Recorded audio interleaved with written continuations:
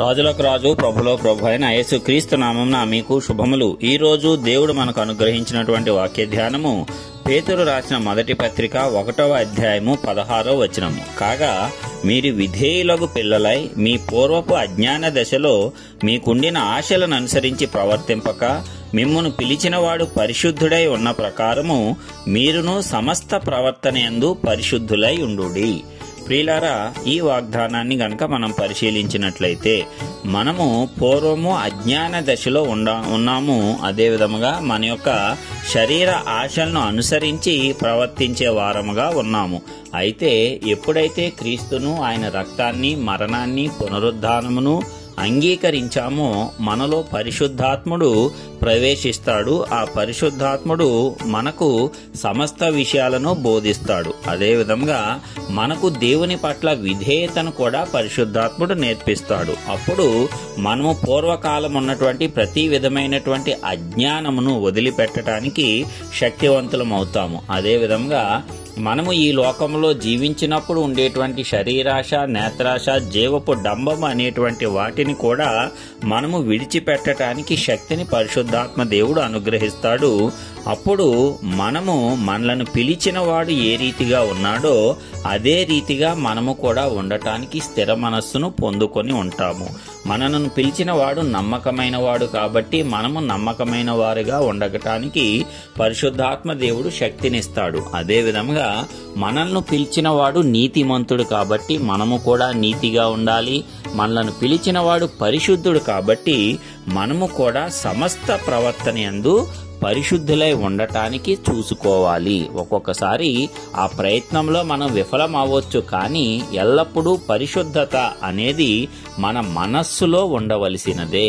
మనము ఎప్పుడూ నీతిగా, పరిశుద్ధంగా జీవించాలి అనేటువంటి మనస్సాక్షిని కలిగి ఉన్నట్లయితే ఈ లోకం అంతా కూడా చెడుతనంతో నిండిపోయి ఉంది కాబట్టి ఒక్కొక్కసారి అప్రయత్నంగానే మనము పడిపోతూ ఉండవచ్చు. అయితే పరిశుద్ధాత్మ దేవుడు ఆదరణకర్త కాబట్టి ఆయన మనలను ఆదరించి తిరిగి లేవనెత్తి నిలవబెట్టి ఒకానొక దినమున మనలను స్థిరపరుస్తాడు. అప్పుడు మనము ఇక ఎలాంటి వ్యతిరేకమైనటువంటి క్రియలలోనూ పాలు పంచుకోకుండా పూర్తిగా పరిశుద్ధ ప్రవర్తన కలిగిన వారమై క్రీస్తుతో కూడా పాలిభాగస్థులమవుతాము.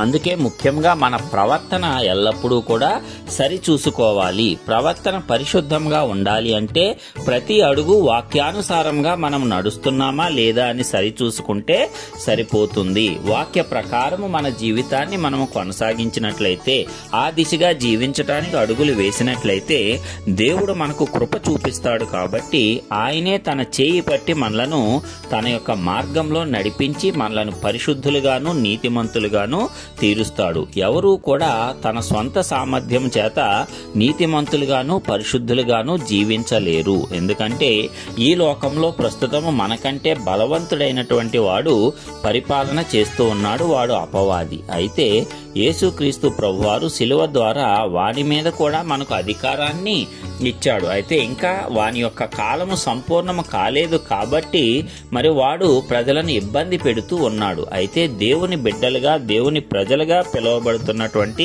మనమందరము కూడా క్రీస్తు యొక్క శిలువ శక్తిని, పునరుద్ధాన శక్తిని పొందుకున్నప్పుడు ఆ అపవాది క్రియలన్నిటినీ కూడా జయించటానికి సామర్థ్యాన్ని పొందుకుంటాము. మనలో పనిచేసే ఆ దేవుని సామర్థ్యమే మనలను నీతిమంతులుగాను పరిశుద్ధులుగాను చేయాలి తప్పిస్తే మన స్వంత సామర్థ్యం వల్ల మనము నీతిమంతులుగా పరిశుద్ధులుగా ఎన్నటికీ తీర్చబడలేము. అందుకే దేవుని యందు, ఆయన వాక్యమందు విశ్వాసముంచి నిరీక్షణ ఉంచి ఆ మార్గంలో నడుచుకుంటూ వెళ్తే దేవుని యొక్క కృప నిన్ను ఆవరిస్తుంది. ఆయన నిన్ను పరిశుద్ధముగా తీర్చిదిద్దుతాడు. సమస్త ప్రవర్తనలోనూ లోపం లేని వారి మిమ్మల్ని దేవుడే తీరుస్తాడు. కాబట్టి ప్రియులారా, ఈ వాక్యం ద్వారా మనము కూడా ధైర్యం తెచ్చుకొని మనలను పిలిచి ఉన్నవాడు నీతిమంతుడు, పరిశుద్ధుడు, పరిపూర్ణుడు అయి ఉన్నాడు. అలాగే మనము కూడా సమస్త ప్రవర్తనలోనూ నీతిగాను, పరిశుద్ధముగాను, పరిపూర్ణులుగాను అవ్వాలని ఆయన కోరుకుంటున్నాడు. దానికి మన యొక్క అజ్ఞానమును మనం వదిలివేయాలి. మనం అజ్ఞానాన్ని వదిలివేసి దేవుని జ్ఞానాన్ని పొందుకోవాలి అంటే దేవునికి విధేయులం అవ్వాలి. దేవునికి విధేయత చూపడం అంటే ఏమిటి? ఆయన వాక్యాన్ని అనుసరించి నడుచుకోవటమే దేవునికి మనము చూపించేటువంటి విధేయత. కాబట్టి ఈ దినము నుంచి మనమందరము కూడా దేవుని పట్ల మరింత విధేయులమై ఆయన వాక్యానుసారము నడుచుకొంచు ఆయన యొక్క పరిశుద్ధతలోనికి మనమందరము కూడా ప్రతి ప్రవర్తనలో పాలు పొందుకోవటానికి ఆ పరిశుద్ధాత్మ దేవుడే మనందరికీ సహాయం చేసి బలపరచాలని యేసయ్య నామమున ప్రార్థించుచున్నాను. ఆమేన్.